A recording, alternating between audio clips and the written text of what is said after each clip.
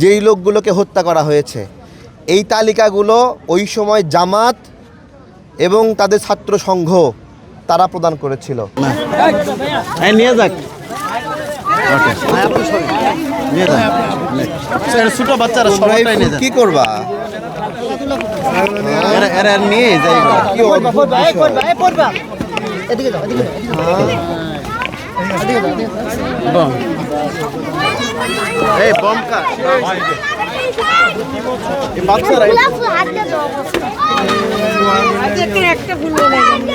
একটা ফুল দেওয়ার মানে 3 সেকেন্ডের মধ্যে এটা ভাঙচুর করে শেষ।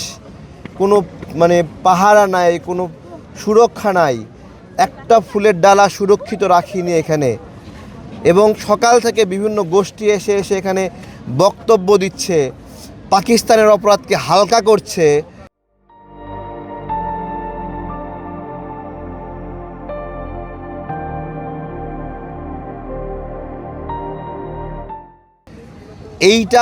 এইটা আমরা দেখার জন্য আমরা একটু আগেও বলেছি যে রাও ফরমান আলী যিনি এই বুদ্ধিজীবী গণহত্যা চালিয়েছেন, তিনি তার ডায়েরিতে একটা তালিকা পাওয়া গেছে, সেই ডায়েরিতে তালিকা পাওয়া গেছে, সেই তালিকার লোকগুলোই কিন্তু এখানে ঘুমায়ে আছে, যেই লোকগুলোকে হত্যা করা হয়েছে। এই তালিকাগুলো ওই সময় জামাত এবং তাদের ছাত্র সংঘ তারা প্রদান করেছিল।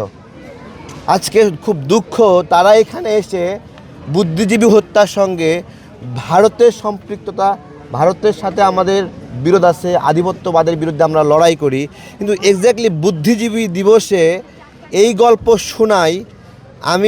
আমি ভাবছিলাম এটা আমাদের মুক্তিযোদ্ধারা কিভাবে নিচ্ছে, এবং পুরা বুদ্ধিজীবী কবরস্থান, এইখানে স্মৃতিসৌধ, স্মৃতি বিজড়িত যে সমাধিস্থল, এই পুরা জায়গাটা বিকাল পর্যন্ত মানুষ ভরে থাকে।